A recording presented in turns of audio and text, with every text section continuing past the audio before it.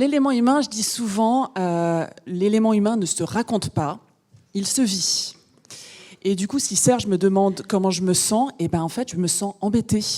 Parce que du coup, ma mission, c'est de vous le raconter, cet élément humain. Alors du coup, comment je fais? Eh bien, on va faire un petit contre-pied, un petit pas de côté. Je vais tout simplement passer la parole à celles et à ceux qui ont vécu l'élément humain en entreprise, j'ai envie de dire dans leur tripes. Du coup, aujourd'hui, on va tout simplement croiser 3 regards, 3 vécus de ce qu'est l'élément humain, en écoutant le regard et le témoignage du coach, du dirigeant et du codir. Donc moi, je suis Diane et je vais jouer le rôle du coach. À mes côtés, du coup, Vincent, qui est donc le dirigeant de l'entreprise familiale Jarny MVS, et Valérie, qui donc est membre du CODIR et qui est responsable de la communication et de la RSE. Alors, Valérie n'est pas là, elle a eu un problème de santé, mais la magie de l'événementiel, même comme il pleut, fait qu'elle sera là en vidéo, on l'a enregistrée, et mon job sera de faire des magnifiques transitions, mais vous allez voir, on s'est entraîné. Alors, je me tourne d'abord vers Vincent, puisque Vincent, donc, tu diriges une entreprise dans le monde du machinisme agricole, donc dans le monde de la ruralité. Et historiquement, c'est un monde qui, j'ai envie de dire, qui monte pas sur scène, qui ne va pas dans la lumière. Et là, tu as accepté. Du coup, ma première question, c'est qu'est-ce qui t'a fait accepter? C'est quoi le sens à ta présence ici? Mais je vais inverser les rôles. Les coachs répondent à des demandes, et là, c'est moi qui ai répondu à la demande de la coach. Et pour moi, ça faisait sens. Tout d'abord, c'est un signe de reconnaissance envers Malicorne qui nous a accompagnés depuis sa création. Et son dirigeant, ton prédécesseur, Jean Poitou, que je salue ici. Ça fait 30 ans qu'on se connaît. Et il m'a permis d'évoluer personnellement et faire évoluer l'organisation. Et c'est pour ça que je suis là en signe de reconnaissance. J'ai quand même posé une condition à Diane. Je veux bien venir, mais je ne veux pas venir tout seul. Parce que mon témoignage risque d'être un peu limitant en étant le dirigeant, et je voudrais être accompagné de quelqu'un qui a vécu ça de l'intérieur, comme tu l'as dit. Donc Valérie nous accompagnera pendant ce temps. On l'écoute justement, parce que j'ai posé la même question à Valérie. Quel est le sens de ta présence aujourd'hui? Le sens de ma présence aujourd'hui, c'est que quand Diane m'a proposé en fait de participer à cette conférence, je me suis dit oui, ouais, j'ai envie d'être la voix qui montre que dans une entreprise, il est possible de manager avec l'élément humain, possible de mettre l'humain au cœur d'une entreprise et malgré tout de performer économiquement. C'est pas du tout antinomique, hein. La preuve, c'est que Jarny MVS existe bel et bien et performe, que c'est possible de vivre en fait une expérience managériale rare et précieuse. C'est possible de participer à la mutation d'une entreprise tout en restant soi-même, dans le sens où moi, j'ai jamais été obligée de me travestir en fait pour exercer un management qui correspond à mes valeurs. Ouais, c'est un cri du cœur pour dire que c'est possible, puisque je pense que dans aucune autre entreprise, je me serais sentie aussi connectée et en harmonie avec ce que je suis. Un cri du cœur, et je partage de mon côté pourquoi je suis là. Je rencontre beaucoup de coachés qui ont été abîmés par l'entreprise, beaucoup de coachés, mais aussi beaucoup de coachs. Et je crois qu'il est grand temps, effectivement, de montrer des entreprises et des dirigeants qui ont su mettre l'humain au cœur de l'entreprise avec de la performance. Alors, c'est pas simple, et loin de nous l'idée de vous faire un joli long fleuve tranquille. Donc, au contraire, on va vous compter ces 10 années d'éléments humains avec toute sa complexité. Et je te passe la parole parce que tu en sais un rayon. La complexité, on en a déjà parlé beaucoup depuis ce matin. Dès qu'on est avec de l'humain, on est dans quelque chose de complexe, de mouvant, de vivant, comme ça a été dit, aussi bien pour les organisations que pour les équipes. Et donc, nous, on n'échappe pas non plus à ce... Même si on a un modèle de fonctionnement peut-être un peu différent du modèle conventionnel. Et tous les jours, on est dans la complexité, c'est vrai. Donc, il n'y a rien de simple. Une particularité, on a parlé de l'interne, mais aussi ce matin un peu de l'externe. Nous, on est aujourd'hui, en tant que distributeur d'équipements agricoles, on est le trait d'union entre les constructeurs de machines, qui sont des multinationales, et les agriculteurs. Et là, sur le plan culturel, on est vraiment dans deux mondes totalement différents, et nous, on est au milieu de tout ça. Et voilà comment jongler.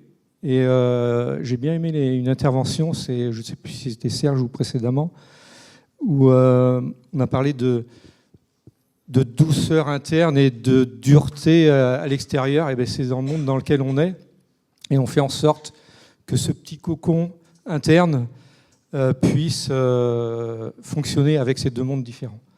Et donc, ouais, c'est dans la complexité. Et on a choisi puisqu'on a mis l'humain au centre, comme l'a dit Valérie, et avec conscience, moi personnellement, c'est pas moi qui ai le pouvoir dans l'entreprise, je dirais c'est le personnel. Ça a été dit ce matin, le pouvoir change de main. Il faut savoir écouter et utiliser comment fonctionne de l'intérieur l'entreprise.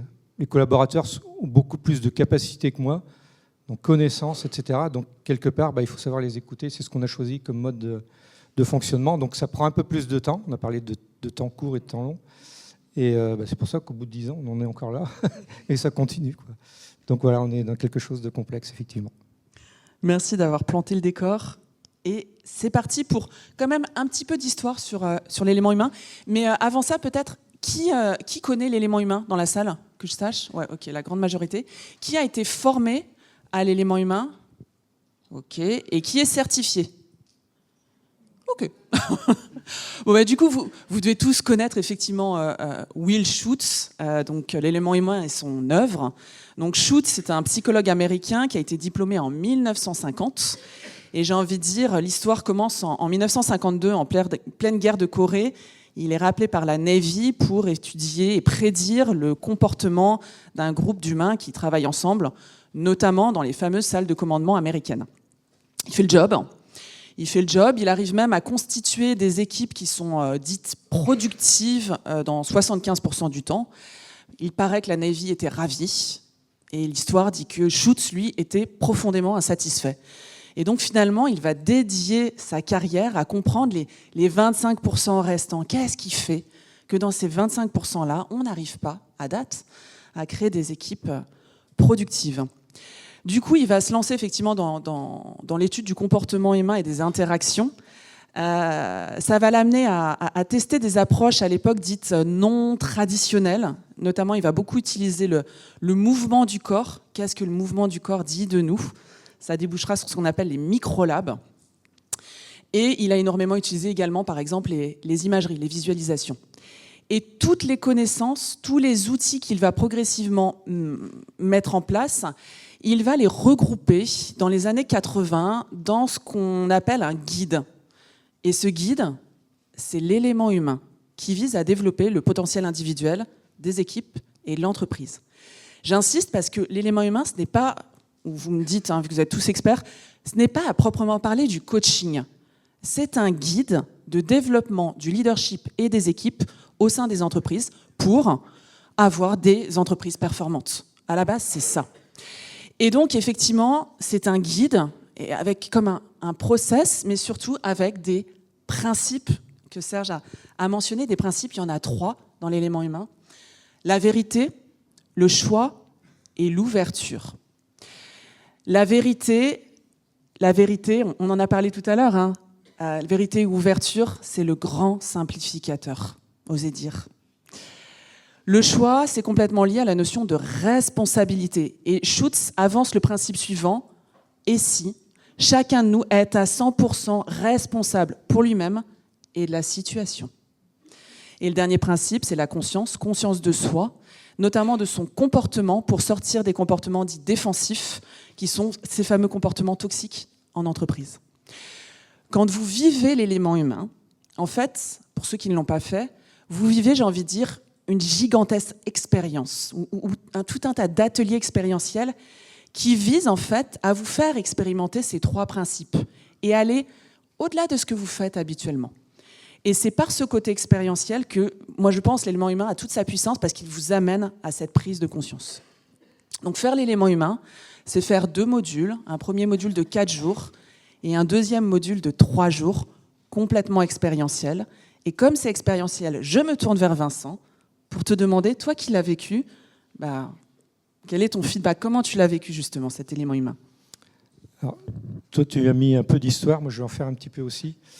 Moi, je suis donc le dirigeant pour la 3e génération, c'est une entreprise familiale, et j'ai vécu dans un environnement qui était assez différent au niveau par rapport aux besoins du personnel, où c'était plutôt le dirigeant et l'exécutant. Et j'avais toujours une injonction, ou plutôt une obligation de résultat, parce que dans les entreprises, on dit le père crée l'entreprise, le père la développe, et les fils ou le fils coule la baraque. Donc j'avais toujours ça derrière, et je me suis dit, mais ouais, il faut que je fasse autrement.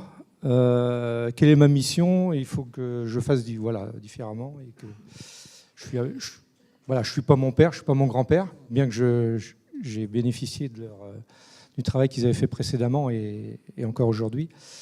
Donc voilà, je me suis dit, et un matin, je me réveille en 2013, je me souviens très bien, et je fais un rêve éveillé comme ça, c'était semi-conscient, et je me dis, il y a un truc à faire, il y a du potentiel dans cette entreprise familiale, on a consolidé des choses, il y a des fondamentaux, mais il faut qu'on la fasse bouger.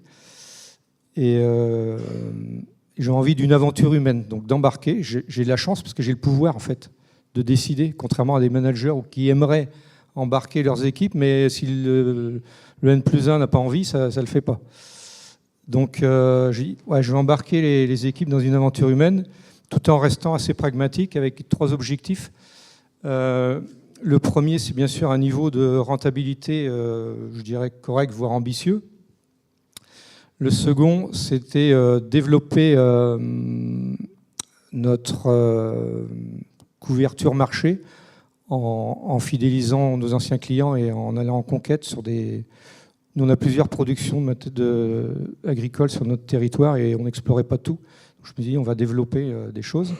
Donc ça, c'était le projet. Et puis, les 2 objectifs. Et le 3e, c'était l'épanouissement des équipes, individuelles et collectives. L'épanouissement du personnel. Ça faisait pour moi non-sens de viser simplement l'objectif économique ou de conquête client.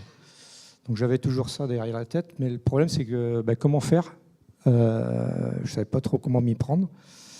Et Jean, qui m'accompagnait depuis 3 ans, voire je le connaissais avant sur d'autres sujets plus techniques, sur la constitution d'une équipe de direction, me parle de l'élément humain. Il sortait du stage élément humain et il me parle de ça. Il me dit, tiens, je lui parle de mon projet. Il me dit, moi je te recommande d'y aller, je pense que tu dois être mûr pour y aller. C'était début 2013. Donc j'ai attendu fin 2013 pour y aller. Donc à faire le stage élément humain avec certains ou certaines doivent connaître Flavienne Sapali qui est sur Lyon et qui était accompagnée d'Emmanuel Chevreau à l'époque. Donc je fais l'expérience de l'élément humain et ça m'a chamboulé. J'étais comme dans une machine à laver. Je suis ressorti. Wow. On discute avec Flavienne. Il dit comment est-ce que tu vois une suite à ça? J'ai dit non. Difficilement. Je pourrais pas. Je me vois pas dans l'entreprise. Je me le sens pas. Donc là, on s'était vraiment mis à nu. Il y avait un niveau d'ouverture élevé et je ne voyais pas y arriver. Je me suis dit, il y a quand même quelque chose à faire. Et donc, en 2014, je réunis tout le personnel. On est multi-sites, donc il y a une dizaine de... maintenant, il y en a un peu plus, il y a 20 sites, mais il y en avait 10 à l'époque, 11 sites. On réunit tout le monde dans une salle, comme aujourd'hui, pour faire notre première assemblée générale avec le personnel et expliquer le projet d'aventure aventure humaine. Et j'ai invité Flavienne, justement, à lire le conte « Qui a piqué mon fromage ?» Et à l'époque, on avait un bon niveau de résultat d'entreprise, le contexte était plutôt favorable. Et Flavienne me dit « Mais tu fais ça alors qu'il n'y a pas forcément de changement. » Je dis ici, on va anticiper, puisque on peut se préparer, et c'est des cycles dans le milieu agricole, donc on va se préparer à des cycles moins favorables. Et donc on a touché la conscience du personnel. On est parti de l'histoire, on a fait tout un montage avec Valérie d'ailleurs, qui était voilà. Et le personnel avait été touché différemment que nos petites réunions qu'on faisait habituellement où on présentait les chiffres, etc. Donc on les avait touchés côté plutôt cœur, puisqu'on avait repris l'histoire de l'entreprise et qu'on pouvait voilà. Ouais, on a fait une storytelling là-dessus qui avait beaucoup ému le personnel. Et dans les échanges après la présentation le conte qui a piqué mon fromage, on a vu des équipes qui se sont exprimées assez librement, donc c'était encourageant. Donc voilà pour ça. Après, il y a eu d'autres étapes. Alors, j'ai pas tout. Ce qui est drôle, je souris parce que tu as dit au tout début, le niveau d'ouverture que tu avais en éléments humains pendant la formation n'était pas jouable à mettre en entreprise. Et là, tu es en train de commencer à nous dire que, tiens, les collaborateurs commencent à s'ouvrir. Sans le savoir, c'était un peu le principe des petits pas. Maintenant, je le vois avec a posteriori, où on y va par petites touches, mais on transforme en profondément quand même. Ouais. Voilà. Donc là, si je comprends bien, 2014, vous faites cette grande réunion et ça lance effectivement le travail qui impulse le CODIR. Voilà. 2004, alors on lance un travail en intelligence collective avec tous les collaborateurs. Pour travailler, on avait fait un schéma qu'on appelait le schéma JNCO à l'époque, où il y avait toutes les phases de la relation client, en commençant par le premier contact client jusqu'à... On est parti sur quelque chose d'assez opérationnel, donc ce qui a été dit tout à l'heure par Serge, on est parti sur quelque chose d'assez facile à gérer, et puis au fil du temps, on rentrait petit à petit dans un peu plus d'intimité, si on peut dire, au fil du temps, donc on est parti de là. Et on a travaillé en intelligence collective et c'était super intéressant. Ensuite, de 2015 à 2017, on a fait un parcours de formation au niveau de l'équipe CODIR, avec notamment l'élément humain. Et là, c'était une très belle expérience aussi, et là, ça a transformé. Voilà. Et bien justement, c'est le moment de demander à Valérie, qui du coup fait partie du CODIR et qui était dans cette vague de formation, ce qu'elle en a pensé. Et ouais, tout à fait. C'est vraiment le début d'une nouvelle ère. Et pour l'anecdote, à ce moment-là, Vincent nous offre à tous, le CODIR, un livre de Bertrand Piccard qui s'intitule Changer d'altitude. Et à ce moment-là, on ne savait pas encore à quel point on allait monter haut, tous ensemble. Et donc, le parcours a commencé en 2015 pour se terminer en 2017. Et c'est Malicorne qui nous accompagne dans cette mutation avec le parcours de l'élément humain et en référence à ce livre-là que Vincent nous a offert en tout début de parcours, on décide de le baptiser Changeons d'altitude, en clin d'œil à ce livre-là. Et donc, ce parcours commence, les premières pierres sont posées, et c'est, en dehors de tous ces outils, une expérience vraiment très intense, une expérience partagée qui, comme l'a dit Diane, est très difficile à décrire. Donc, grâce à ça, le groupe vraiment se soude et commence à expérimenter sur le terrain, commence vraiment à mettre en place tous les outils du collaboratif. Et progressivement, les collaborateurs se rendent compte du changement et saluent cette avancée. Alors, je ne sais pas pour vous, mais quand j'entends Valérie, j'ai l'impression que c'est merveilleux, c'est les bisounours, tout va bien, c'est fantastique et on peut s'arrêter là. Donc, question que je pose à Valérie immédiatement, mais ça suffit là, tout ce qui vient d'être fait? Et voilà la réponse. Eh bien non, la satisfaction n'était pas totale puisqu'on ressent en fait un décalage à ce moment-là entre le CODIR qui lui vient de faire la formation, qui est soudé, uni, qui respire ensemble, et puis le reste des collaborateurs qui eux en fait nous voient évoluer mais n'ont pas le même référentiel que nous. À un moment donné, on est passé un petit peu pour alors illuminer serait peut-être un grand mot, mais le changement a tellement été fort que certains collaborateurs n'avaient plus vraiment les mêmes repères et c'était perturbant. Donc, à ce moment-là, on se dit qu'il faut absolument qu'on fasse infuser l'élément humain pour l'enraciner aussi dans nos équipes, pour les raccrocher au wagon du sens, à ce qui fait sens pour eux, et puis faire toujours le lien entre la vision qui est conceptuelle et le terrain pour vraiment l'enraciner et donner du concret en fait.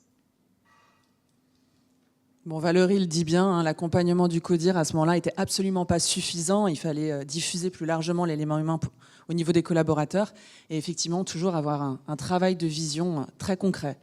Donc là, vous continuez effectivement avec des programmes de formation et la formation et la vision. Tout à fait. En 2017, on réunit à nouveau le personnel.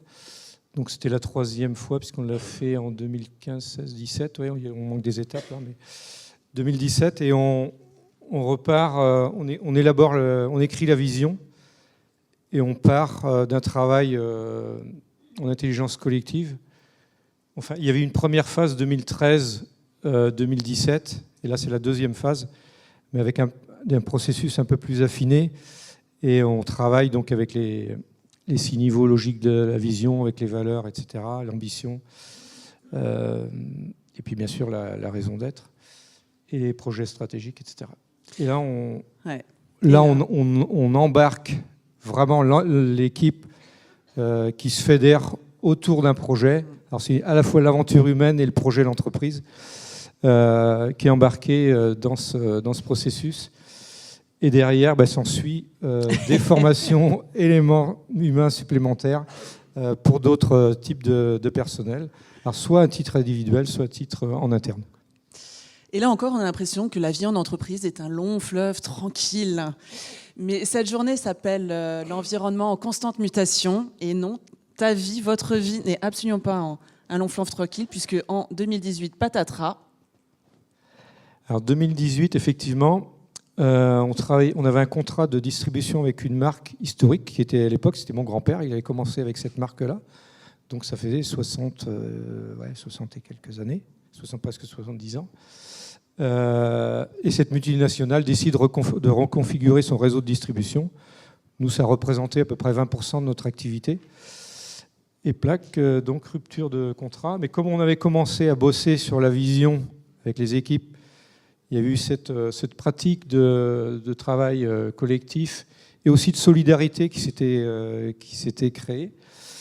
Il y avait une espèce de ciment qui était là en interne. Et ça nous a permis d'être justement résilient, on parlait de résilience ce matin, de rebondir. Ça a été très vite, le deuil a été très vite fait. On s'est dit, bon, ok, on ne peut plus décider, c'est eux qui ont décidé pour nous. Maintenant, on a quand même des choix à faire. Et on a rebondi on a réécrit la vision en tenant compte, en affinant par rapport à cet événement. Un exemple, on va dire, de mutation venant de l'externe, mais il y a aussi la mutation qui vient de l'interne 2020.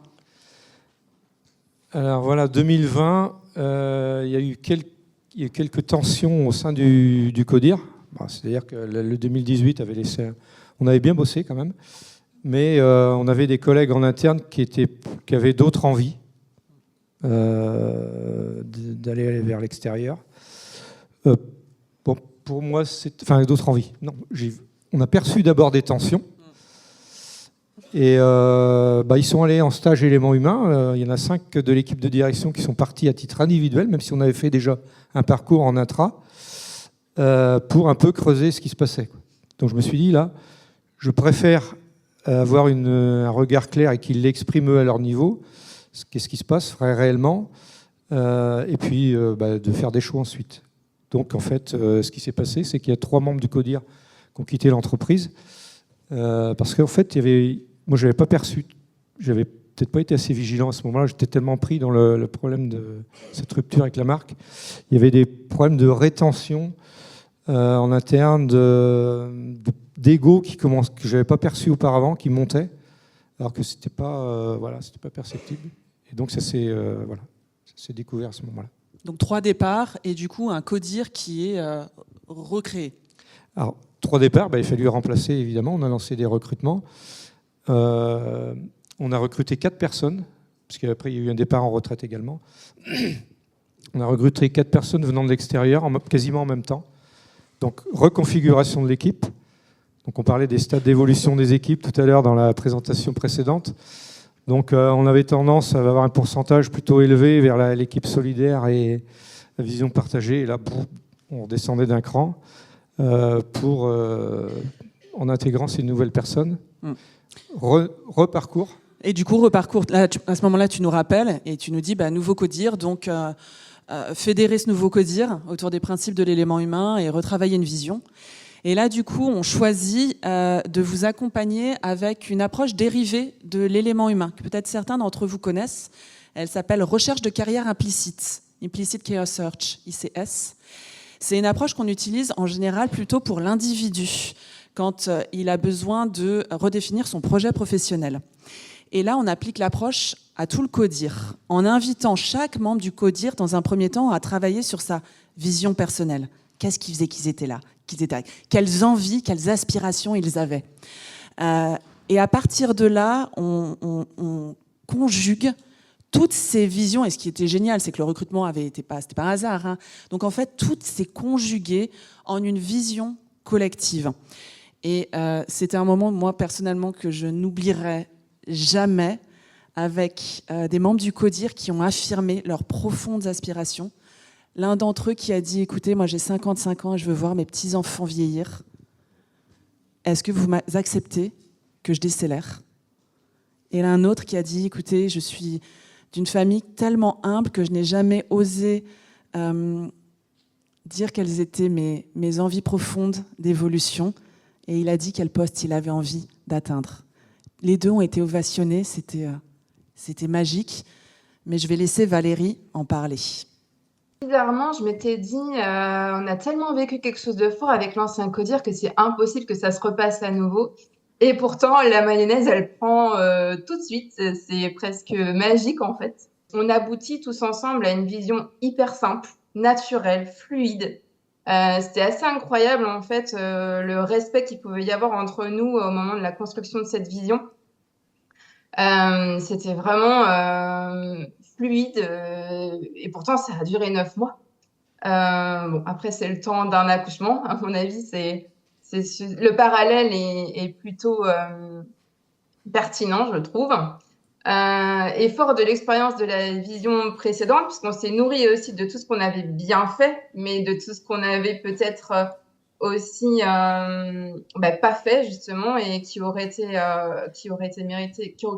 mérité d'être fait.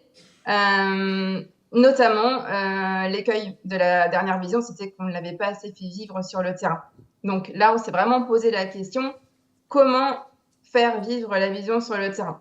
L'incarner, la transmettre, la rendre concrète, et ce, jusque dans nos ateliers sur le terrain, là où nos techniciens œuvrent, en fait. Et pour cela, en fait, tout simplement, la participation des collaborateurs est un prérequis. Et à ce moment-là, la démarche va vraiment jusqu'au bout. Tu veux rebondir ? Ouais, juste préciser qu'à l'issue du parcours qu'on appelait Changeons d'altitude 2, c'est un peu comme Bertrand Piccard, il avait Solar Impulse, et puis après il y avait l'autre version. On a suivi d'ailleurs. D'ailleurs, il nous a autorisé, Bertrand Piccard, on l'avait eu au téléphone, c'est Jean qui l'avait eu pour utiliser son nom. Au passage, c'est la parenthèse. Donc oui, juste à l'issue de ce parcours de formation, on a enclenché une nouvelle phase de la vision. Et là, on a effectivement décidé d'inclure encore plus les équipes et également de former. Là, aujourd'hui, on doit avoir une bonne soixantaine de personnes ayant suivi un parcours, alors pas total élément humain, mais avec le module impact client qui est issu des principes de l'élément humain. Ouais, l'équivalent de la pierre angulaire. 2021 laisse la place à 2023 et c'est véritablement pour vous, Jarny, l'aboutissement. Je laisse Valérie en parler tellement elle en parle bien. Go pour l'aboutissement via votre assemblée générale. En 2023, pour poursuivre la petite histoire que vous a racontée Vincent, on fait une assemblée générale et là, c'est vraiment l'aboutissement de la vision parce que c'est le moment où on va la présenter et la communiquer. On va la communiquer d'une manière aussi qui nous ressemble puisqu'on va la communiquer tous ensemble, tous les membres du CODIR, chacun avec ce qu'il porte en fait. Et ce moment-là, en fait, il est magique et je me souviens à la fin de cette assemblée générale avoir ressenti énormément de fierté et avoir surtout ressenti à quel point les collaborateurs se sentaient en accord avec ce qui venait d'être dit euh, et qu'on s'était pas trompé en fait, hein. L'enquête de satisfaction suite à cette assemblée générale, elle est assez éloquente puisque on se retrouve avec un score de 9,1 sur 10 de satisfaction, ce qu'on n'avait jamais eu auparavant. Et puis, pour aller un peu plus loin, cette assemblée, elle a été aussi particulière puisqu'on a abordé en milieu d'après-midi le rapport du GIEC. Il faut savoir que c'est un sujet qui est assez clivant dans notre domaine de l'agriculture et pourtant ô combien important. Et les collaborateurs ont bien reçu en fait notre démarche. Et ça a justement été à l'origine du départ de notre politique RSE. Voilà, ouais, politique RSE. Et le gong également a retenti, donc on va accélérer, on va quand même prendre le temps de juste prendre un tout petit peu de hauteur sur finalement les enseignements de ces 10 ans, en analysant justement les trois principes, vérité, choix, conscience. Tu avais commencé tout à l'heure à parler justement de la vérité, de l'ouverture, en disant « Ouh là là là là, impossible à mettre comme ça en entreprise ». Du coup, 10 ans plus tard, t'en dis quoi? Je dis que c'est possible. Donc voilà, j'ai évolué. On a parlé d'être modélisant aussi. Le coach peut être modélisant, le dirigeant peut l'être aussi. Si le dirigeant s'autorise à exprimer ses ressentis, derrière forcément ça ouvre les portes. Donc voilà. Ce qu'on peut dire, c'est quand même 10 ans. Ouais. Donc il faut du temps. Voilà, il faut le temps que les gens soient prêts, que l'équipe de direction, il y a tellement d'interactions dans tous les sens, on peut dire. Donc il faut aussi bien analyser les situations. Ça a été dit ce matin, est assez subtil. On ne peut pas dérouler, faire des copier-coller avec d'une équipe à l'autre. Il faut être assez fin dans l'analyse et de ce qu'il faut faire. Enfin, moi, de mon point de vue. C'est l'enseignement que j'en tire. C'est valable pour le coach qui anime l'élément humain.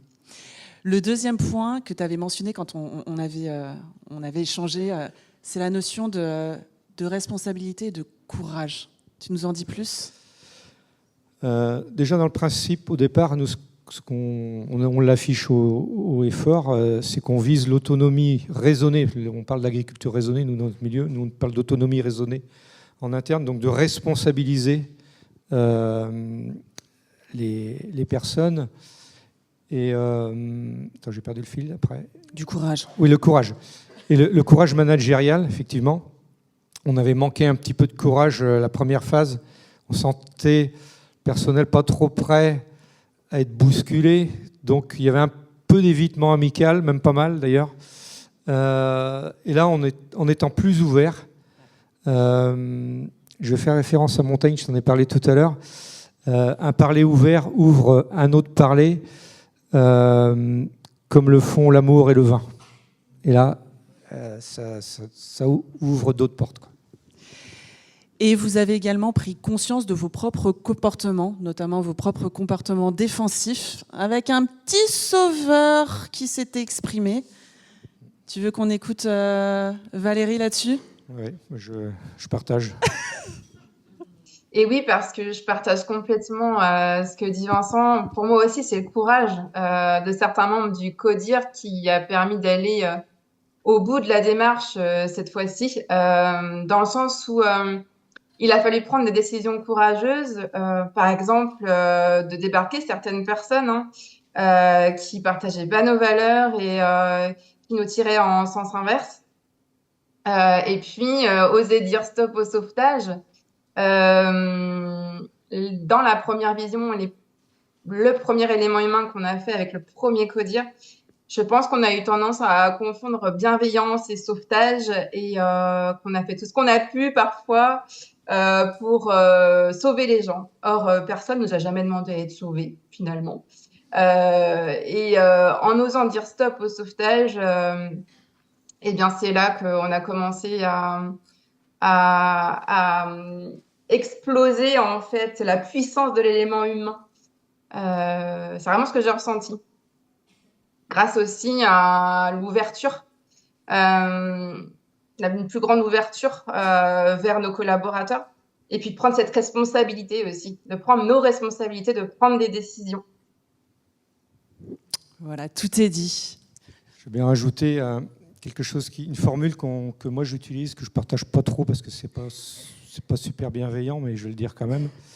Ça a été dit, au fond de chacun, nous, il y a un prince ou une princesse qui sommeille, et ça, on l'a vraiment en tête par rapport à ce que vient de dire Valérie. On aide les personnes à se développer.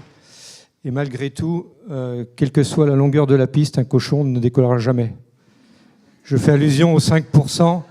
5% qu'on a vu ce matin dans la courbe, c'est pas la peine de s'épuiser, ça ne marchera pas. Et vous, c'est pareil avec les coachs, s'il y a un dirigeant qui est trop rigide dans son fonctionnement, voilà, ça ne va pas le faire bouger. Comment tu vois le futur ? Ben là, on a un autre dossier sous la main, parce qu'en fait, depuis 4 mois maintenant, on vient d'agrandir la famille, donc on vient d'intégrer 110 personnes de plus dans le... Aujourd'hui, on était 220, 210, là on passe à 330. Donc le périmètre s'élargit avec des différences culturelles. Donc il y a encore un petit peu de boulot, ça ne s'arrête jamais, quoi. Mais voilà, les fondamentaux sont posés. Il y a du taf. Par rapport à la culture, en tout cas. Ton mot de la fin ? Mot de la fin, il faut prendre le temps, mais il faut toujours garder le cap. Moi, l'idée, c'est persévérant. Le chemin, on le trace en marchant. Souvent des obstacles, on trébuche, comme l'a expliqué Valérie, on a trébuché plusieurs fois. Faut en tenir compte, et puis voilà. Et puis avoir la confiance. Enfin, on bosse voilà. Confiance en soi, confiance au collectif. Et moi, comme mot de la fin, ce sera plutôt un geste, parce que des mecs comme toi, des dirigeants comme toi, il en faut plus. Donc.